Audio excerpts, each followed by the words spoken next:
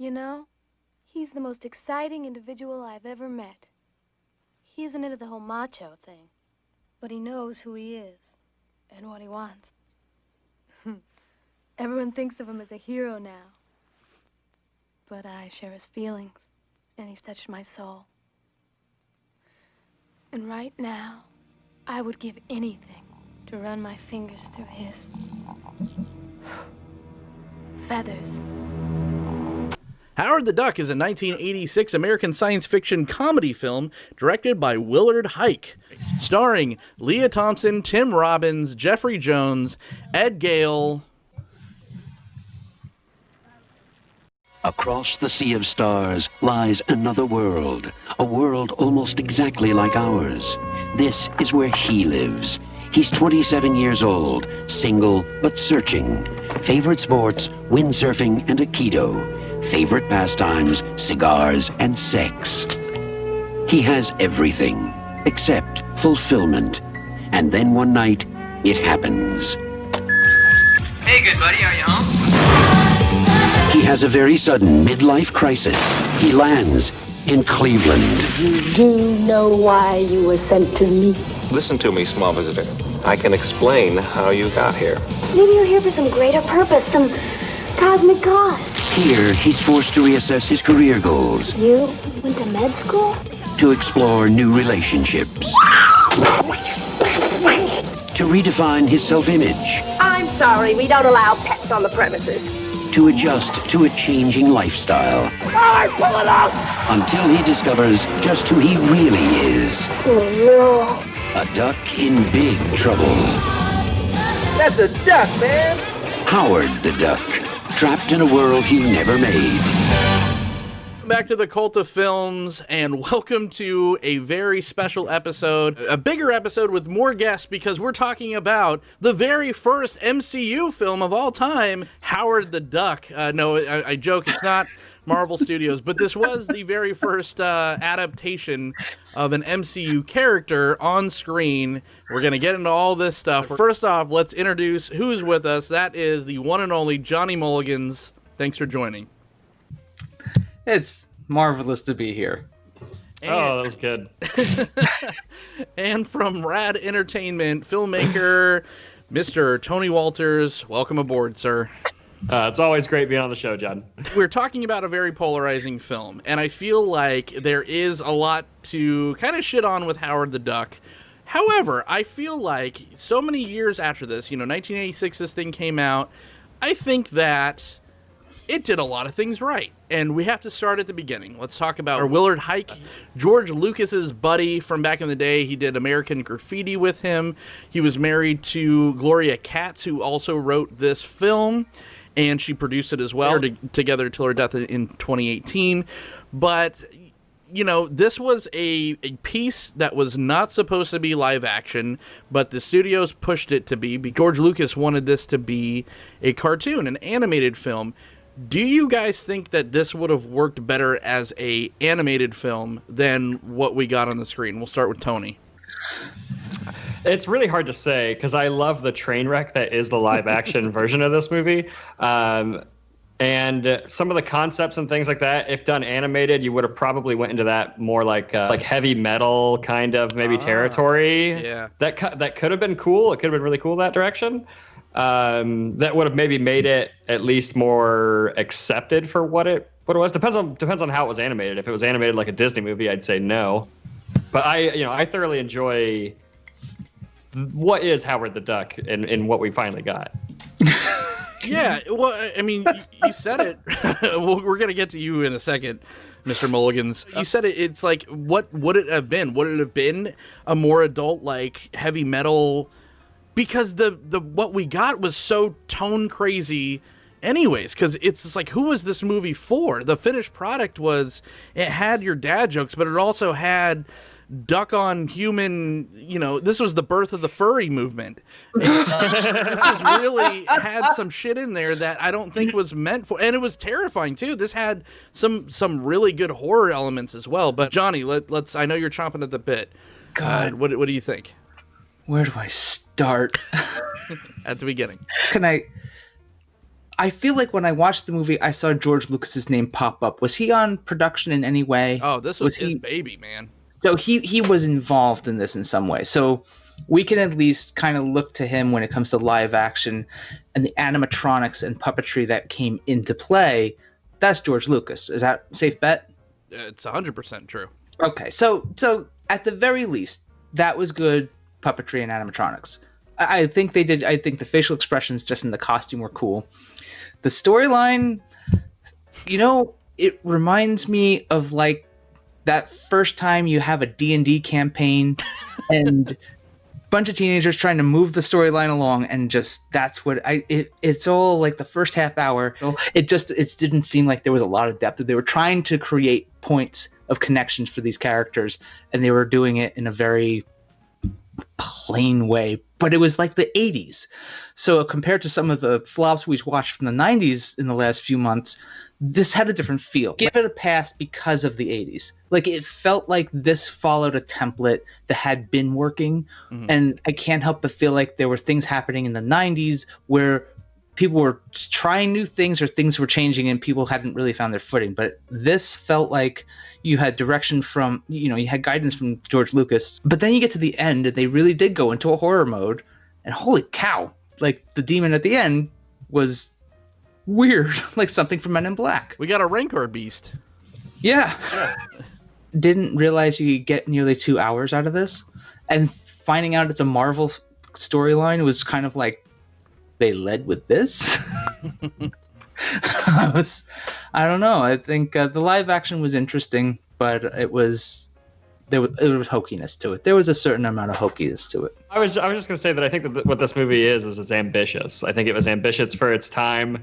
I think that all the effects, everything that it tries, it pulls off. It looks good for its time. I think that the animatronics and everything still hold up because they're animatronics. Had they tried to make them digital or something, it definitely wouldn't hold up. But because of the direction they went, I think everything holds up. The problem is that, and that's because you have the Lucas production behind it.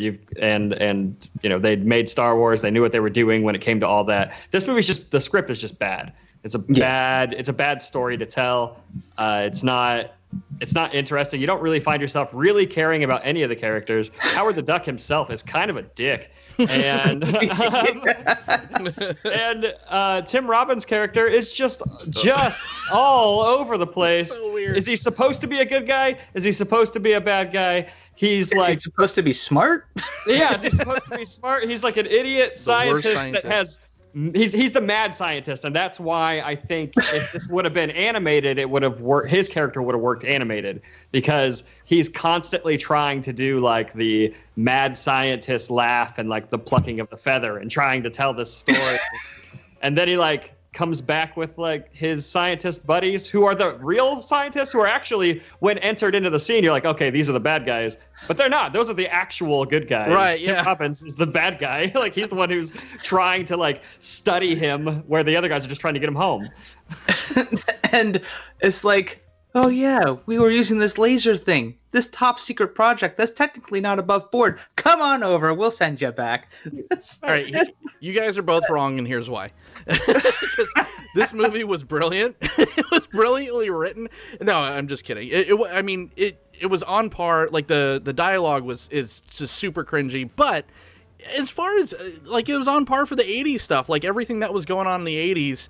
If you take out Howard the Duck and turn him into just, like, a regular person, like a human, this works fine. Like, or it's at least on par with the time that it was released. I think that it's such a weird premise anyways. And it was weird as a comic book. Like, the Howard the Duck comic book, it was parody. It was just like normal things that people would do, but the gag was that you insert a duck into it, and it actually looked like Donald Duck in the comic book. And so it was so absurd, and that was the point. So I think that the story, it didn't really matter. Like, yeah, the movie's full with duck puns. We get introduced to Howard, and like it establishes the universe really well in the beginning. You just get to kind of go through, slow roll through his apartment. You definitely, from all the movie posters to the duck tits, you get to see that we're in a world that is just humans but ducks, right? And it's literally called Duck World. Oh my god.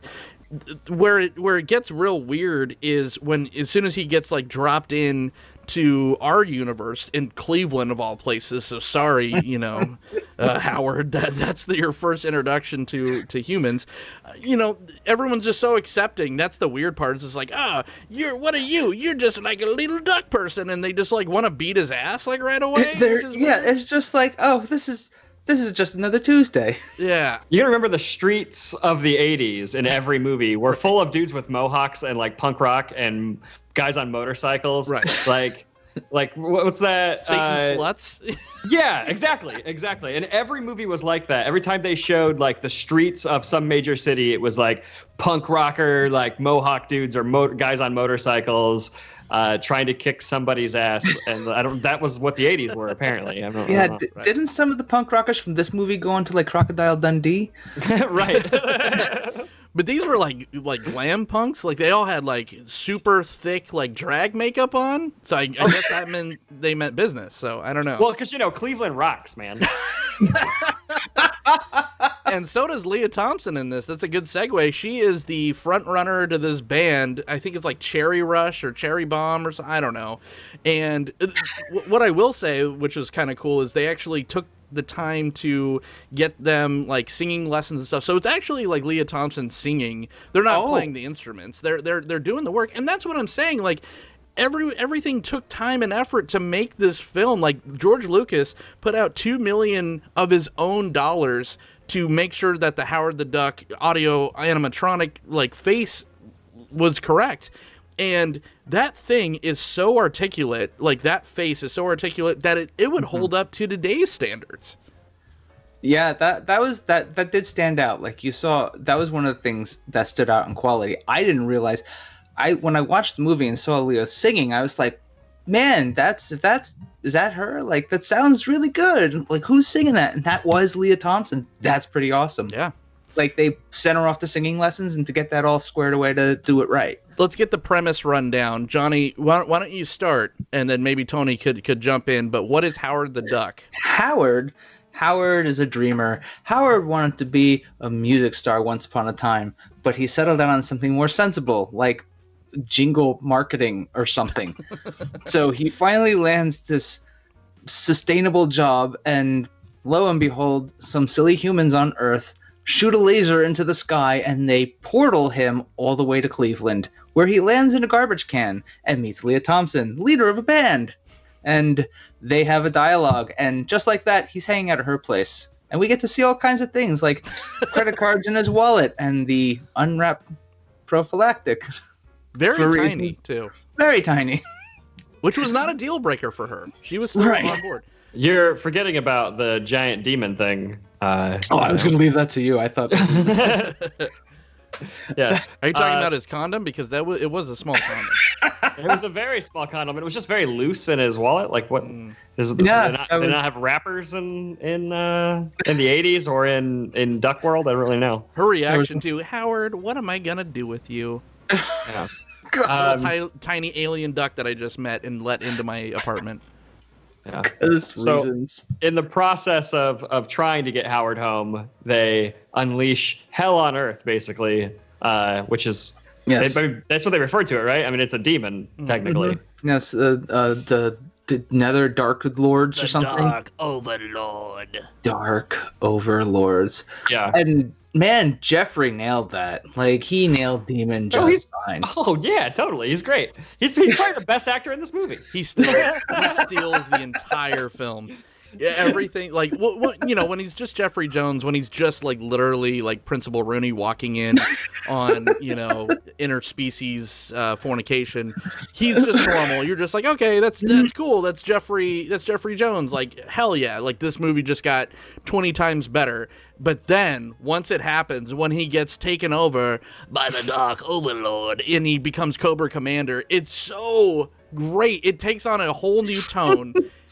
like, because a lesser movie, I think, like that, it would have just kind of cleaned up and ended. You would have like drawn out the duck antics at the beginning, and the end of the movie would just been the scientists come and then they send Howard the Duck back to Duck World, and we had a teary goodbye. Whatever. Howard would have like blue balls or something, and then it's just done. But no, the movie doesn't stop there. The movie starts there. The movie starts when Jeffrey Jones becomes a Dark Overlord, and that fucking diner scene is just gold.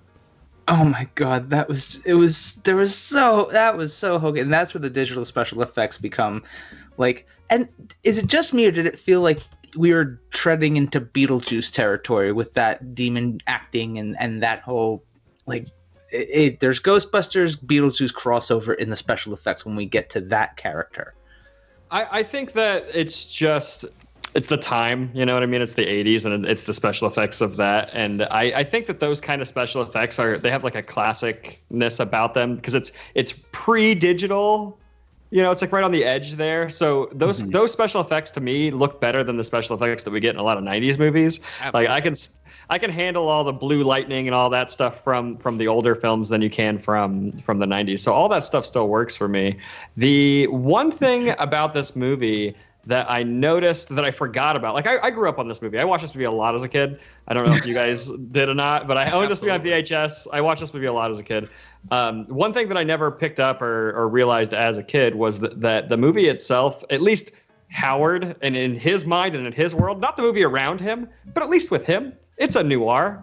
Like, absolutely. His character is a noir character, and every bit of dialogue he is just spitting it out like he's Dick Tracy or something. Yeah. Okay, that 100%. I totally I can. Well, until it's a kung fu film because he has Duck Fu under his belt. That's like if you go and you look at Howard the Duck as a comic book character and look at the listings of his special powers, Duck Fu is number one.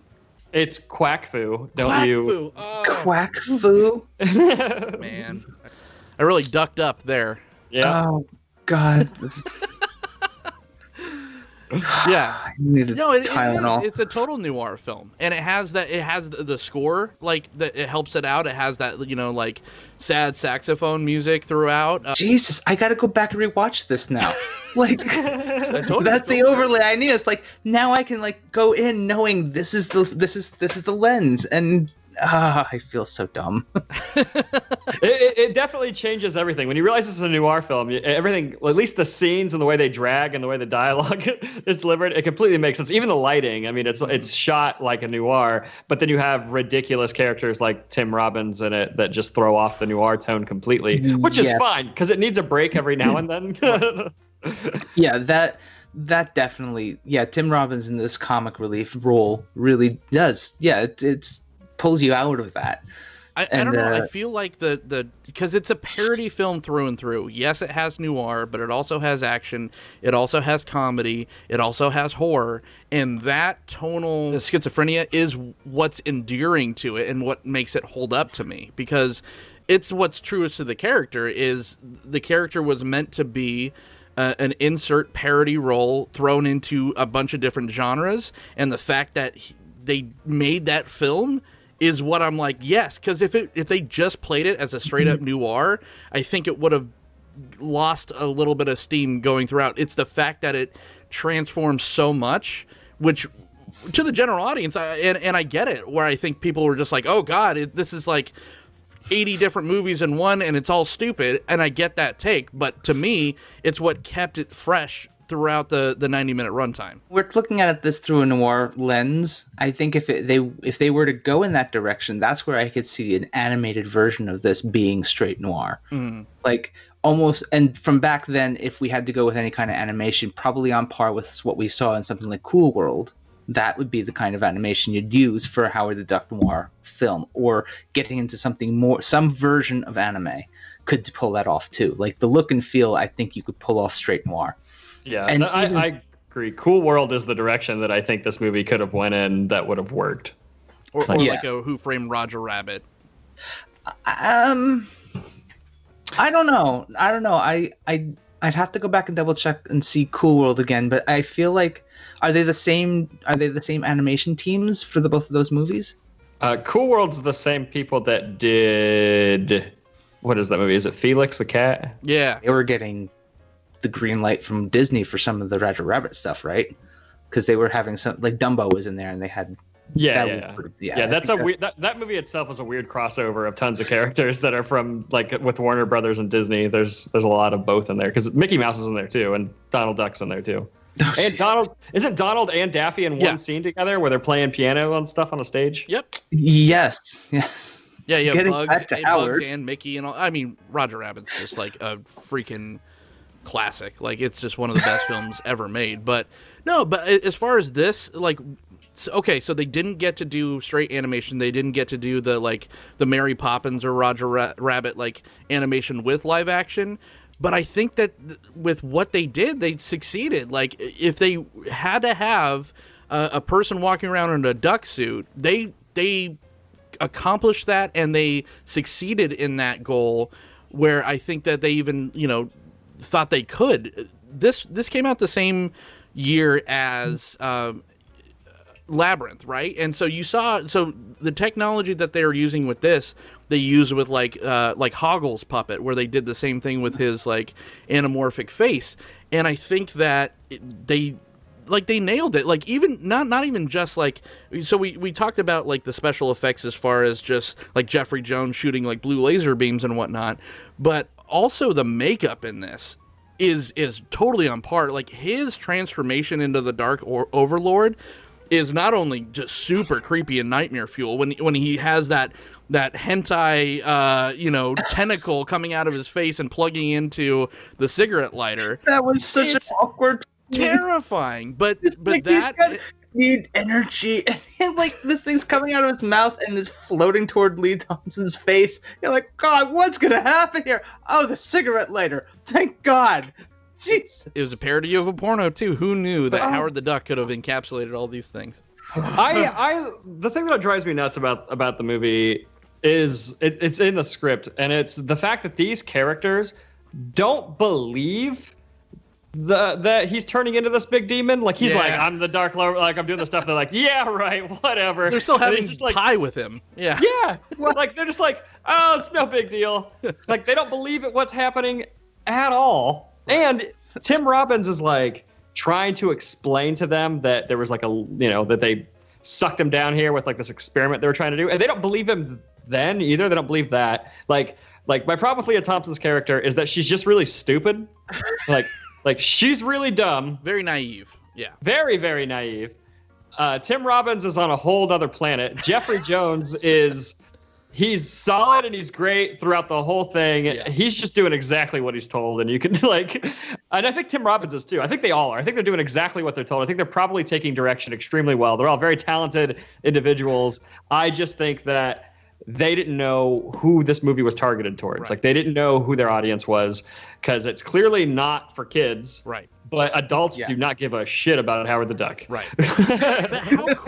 How cool is it that the cast was so down to do it, though? Because no one's taking, like, it's not half efforts from anyone. Even Tim Robbins with his goofy ass crap, like, wiki, like, what the fuck is that? Like, no one knows what the hell he's talking about half the time, but he's, like, all in. Everyone's all in. Like, think about Leah Thompson. Like, she's like, so I have to take off all my clothes and get in bed with this duck, right? And then I'm gonna fuck the duck, basically. And she was like, yeah, cool. Like I'm on board. Like everyone was just like super on board for everything, and that's awesome. Like, although I'm sure Leah was kind of like, but it don't actually have to, right? Well, you saw the end credits scene. Like she goes and once he's like full blown manager, she's like, yeah, we're gonna go seal the deal. So what? There's an after credits scene. Yeah, I did, like at the very end. I didn't get to that. Yeah, there's after the Howard the Duck theme song. He goes and like sits under the stairs, and she goes over there. She's like, "All right, Ducky, blah blah blah blah," and you're like, "Oh, yep, that's the writing's on the wall." That's happening. That's happening. Oh, dodge that bullet. I've never been so jealous of a duck. Right? That's 80s Leah Thompson with the best mall hair on the face of the planet. Yeah, and also let's also be sure to give some props to Ed Gale being able to work with that big old bucket on his head and then be able to kind of sync up with what Chip Zien was doing for the voice. That I have, like, I think it's one thing when you've got James Earl Jones doing the voice of Darth Vader, where you don't have to worry about any facial expressions, and it's easy for enough for him to act it over and talk it out in this mask, and then James Earl Jones comes in. But I feel like this might have been more challenging. Maybe I'm not getting that right, but I feel like that was, Ed's got the right body language and seems to be like he's got Howard's character down and understands probably the voice and the attitude that Chip Zien was bringing through in the voice. Yeah, with movies like this, what they did was a lot of them. Like, I wouldn't surprise me if there were actually 6 people that were controlling Howard's face, because with these older ones like Ninja Turtles and things like that, you actually had multiple people. It was usually around like 4 to 6 people that were like, one person's controlling the eyebrows, one person's controlling the eyes, one person's controlling the mouth, and like, so they all have to work in tandem together to make all these facial expressions on camera, while you have a lot of the times a voice actor or the director or somebody off stage just reading the lines, so that way the dialogue's being spoken, but that you don't actually, the person in the costume's not speaking the dialogue or anything. They're just, except for on Star Wars, it was a guy in the costume doing all the dialogue, but. And then you've got, and all that gets, like, that voice gets edited out and they put it in post. Right. And you're right. It was actually Tim Rose, Steve Sleep, Peter Baird, Mary Wells, and Lisa Sturz animating Howard's face during all these scenes. And, Ed Gale, like we said before, they had a 12-year-old boy in the duck suit at first, and rightfully so. They would take him out and have Ed Gale do the nighttime scenes, because legally they would have to have a adult do the scenes at night, because you can only work a 12-year-old so long in the United States. And then so, Ed Gale was just killing it, and probably a mixture of that, and you don't want to put a 12-year-old in bed with a naked Leah Thompson, for a lot of moral reasons. But Ed Gale just killed it, and so they moved on with just him doing it. And he would go on to do a lot of great suit performances. Iconically, he's done Chucky and all the Child's Plays. So, this was kind of his first time to shine, and man, did he take the duck by the feathers. Hilarious. Can we? You're talking about, like, you don't want to have him in bed with 12-year-old in bed with Leah Thompson. Can we talk about, like, the weird brothel scene for a second? Because, like, Howard the Duck gets a job as, like, a towel boy at, like, what I can only assume is just like an 80s neon brothel. Like, yeah. Where is that what he is? It's a sex club. Yeah. Like, okay, just making sure that's what it was. That's what I got from it. As a kid, that scene always didn't just never made sense to me, and as an adult, it still doesn't make sense to me. So do we know if it's scientifically viable if a duck can gain a human STD? Because when he fell in that hot tub, man, I was really worried for our protagonist.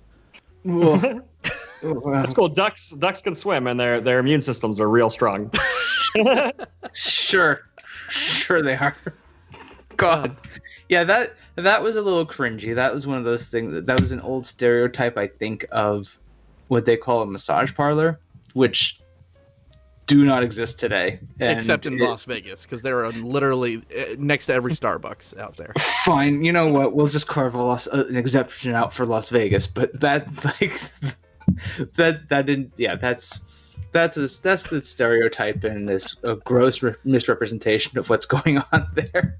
I like how he got that job through an actual, like, job site too, because remember he's talking through unemployment. That lady, and she's just I got a job for you. Yeah. Yeah, she's like giving him a bunch of crap for the way that he looks and how, like, you're just dressing like this because you think I won't be able to find you a job. Well, guess what? Yeah. And not once does she try and take the mask off. Like, come on, really? Everybody, fine, we'll give everybody else a pass, but the unemployment office not trying to take the costume off. We're on our soapboxes. It's like, the Dark Overlord already comes preloaded with like all of Earth's dad jokes too, right? Like he's just like, if you can't take the heat, get out of the kitchen. Or when he's blowing up all the people in line in the cars, where he's just like, smug check. It's great though, like, right? Like the just shift from being absolutely terrifying to hilariously funny is what keeps this thing. It keeps people like us that talk about film like for a thing, a hobby, a job, whatever you want to call it, talking about this film like just 33 years later. God, is that old? Yeah, there's no way my parents would have let me watch this show at all. No way. Like knowing seeing what was in there. I remember hearing about Howard the Duck. I was like, what is that about? And it just never happened for me. It never showed up on the screen in front of me because I was like 7. And my parents probably had this good sense of knowing that movie is not meant for children.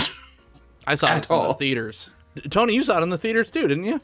No, I was born a year after this came out. Oh, well, so you might have seen it in the theaters. You were just in utero. Like, who knows?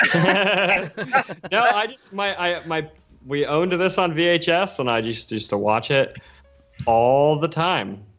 All the time. As you should. I watched this movie entirely too much, but I hadn't actually given it a rewatch until just the other day. Probably last time I watched this movie I was probably like 13. So I remembered everything. There was nothing that surprised me. Right. Like I remember the duck nipples and everything. So nothing about this surprised me. The Leah Thompson, the sex scene, still made me feel just as weird in my pants as it did when I was 12. Completely fine. Man, did I gain some weight? Because my pants are tighter. This thing made $37 million against a box office of $38 million. This tanked so hard, basically, because they pushed it so hard because of the George Lucas backing, that he had to sell off portions of ILM and like Skywalker Ranch and stuff like this. This really put George Lucas in a bad way. This is pre-prequels and all that. This is when he couldn't lose, right? So it has been coined as the worst movie of all time. Gentlemen, do you think that it deserves that title then, and do you think it deserves that title now? I can honestly say that I've made worse movies than this, so I don't think that's true. I've reviewed your movies. I'm sure there's plenty of directors that have gone challenge accepted and beaten that challenge. Well, we'll say mainstream. Mainstream. Theatrical, okay, released, so yeah. 1986, sure, worst movie of all time. But jumping into this boat with you, John, not the worst movie of all time. Definitely not. It's got a 15% on Rotten Tomatoes and 38% from the audience score. So, that's as far as audience scores goes, it's definitely on the lower end. I mean, the critics score, there's, literally there's less than 50 reviews on here, so it's not like critics were clamoring to re-review Howard the Duck. But I think it's an extremely ambitious movie that does a lot of things right. It just has a bad script, and any movie that has a bad script, that means it's bad at its core. It's bad off the get-go. It's bad off the page. So it just didn't know they didn't know who they were marketing towards. They wrote a movie that was more geared towards adults, but adults just didn't really care who Howard the Duck was. I think that's pretty much what it is. Nobody cared to go out to the theater to see it because it wasn't targeted for them. And then when the people who did see it, they just were probably covering their children's eyes. And it's rated PG. The movie's rated PG. Right. That seems to be a thing. When they think it's going to be a flop, they lower the rating and get as many eyeballs as they can. Yeah, that might have been the. Well, it was the 80s though. I was saying it was pre PG-13, but still. You know what? The people that said that this was the worst movie of all time definitely didn't see Dracula 3D from Dario Argento. Like, there is so many worst films, and not even like films that are trying to be good bad, but just like bad. Like, I think this. I had so much more enjoyment watching this now than I would like watching a Transformers movie. If this was just half-assed, maybe, right? But it just like had the right people connected to it. It had a lot of TLC injected into this film, from the effects to the cast was great. The performances put in were fantastic. I think that this gets a real bad rap. I think that even like you can't find a lot of reviews for this like by the big YouTubers, but the ones that you do find, they're all just like shitting on this. And the only exception, I'll give credit where credit's due, like Good Bad Flicks said that this was pretty good film. Like it wasn't the worst movie of all time. But everyone else is like, oh, this is just, total trash, skip it, blah, blah, blah. But no, if you liked these kind of like effects and achievements, this was on par with something like a Labyrinth or something, which came out the exact same year. So I would say, go watch Howard the Duck. Like, get out of your own shit stuff and go watch Howard the Duck. Johnny, would you recommend Howard the Duck, and who would you recommend it to? This movie is for comic book nerds. And my wife looked at me and like, is this what we're doing now?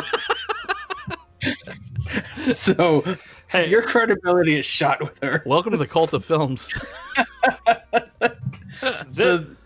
Rebecca loved this movie, just for the record. Good my girlfriend Rebecca, fellow filmmaker, she had never seen it before, and she loved this movie from beginning to end. It really like captured her attention, and she thoroughly enjoyed it. I was bashing it the whole time we were watching it, and she was defending it the entire time. You're the one that wanted to watch this and review this. I know. Well, I was just like, hadn't watched this as a kid, so I was really wanting to rewatch it, and I needed to give myself the right excuse to do it. So I'm only watching it if we could talk about it on the show. Right. That's the guilty pleasure. You needed a reason to justify it. But it has gained such a cult following where even the Russo brothers injected this character, which they could have very well let die, right, into Infinity War and Endgame. Like, we're gonna get another Howard the Duck film. Right. But Guardians of the Galaxy. James Gunn brought it in first with Guardians of the Galaxy. Oh, right, yeah. At the collector, he was like was he in one of the collector boxes or something? Yeah, and at the end of the movie, Seth at the end Green. of the movie, it gets destroyed, and Howard the Duck's set free at the end of it, in the after credits scene. So Howard the Duck definitely needs this. I'm not even kidding. I think that Howard the Duck should do a Howard the Duck movie in the MCU, and I think they should team him up with Rocket Raccoon and dive deeper into Rocket Raccoon. It should be a Rocket Raccoon movie with the sidekick of Howard the Duck. Oh my God. I would be all right. Because those characters cross paths a lot in the comic books, and I think that if you could bring those two characters and really dive deeper into Rocket's background and his storylines, because he's got some really dark stuff in there, and I think to have his more darker personality with Howard the Duck playing kind of the more lighthearted character, you could have a nice like buddy cop movie there. And throw Groot in there too. You need some muscle. Oh yeah, right? I mean no. Groot's I think Groot will follow Rocket wherever he goes, but to have some really good banter back and forth, I think you could have Howard the Duck and Rocket Raccoon. I like the sound of that. That works. Look, we even turned Johnny into a believer, Tony. This is what this show is about. It's putting the worst films, I guess, back in the spotlight and really diving into it, because this is by no means, this is not the greatest film. I can't I can't lie to the audience, but it's so much better than what it was written off initially, and it's definitely worth a rewatch, especially now that it's going to be reincorporated into the greater MCU, and I can't wait for it. So I want to thank everyone for sticking with us during this Howard the Duck review. Let's go around the horn. Johnny Mulligans, welcome back to the movies that I want, the type of movies that I want you to watch on this show. Look into that camera. Tell everyone how happy you are that you watch Happy the Duck.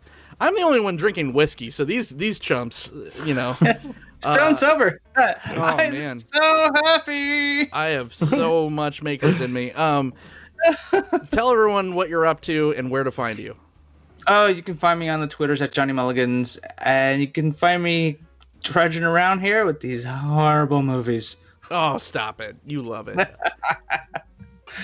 Actor, filmmaker, all the stuff. My midnight lover. Mr. Tony Walters. Look into that camera and tell everyone what you're up to, where everyone can find you. Right now, you can find everything at radentertain.com. And we got a music video coming out here, hopefully in the next few weeks, for the upcoming pop artist Brody Z. So that should be it's the most ambitious video that I've ever made. So hopefully that turns out good and doesn't turn out like Howard the Duck. If you want to talk movies with me, you could do so right here at the Cult of Films on Twitter, all lowercase, or you could talk to me on my personal Twitter account at John the Host. Until next time, do we have any cool Howard the Duck or even Dark Overlord outs? I got nothing. Shut up.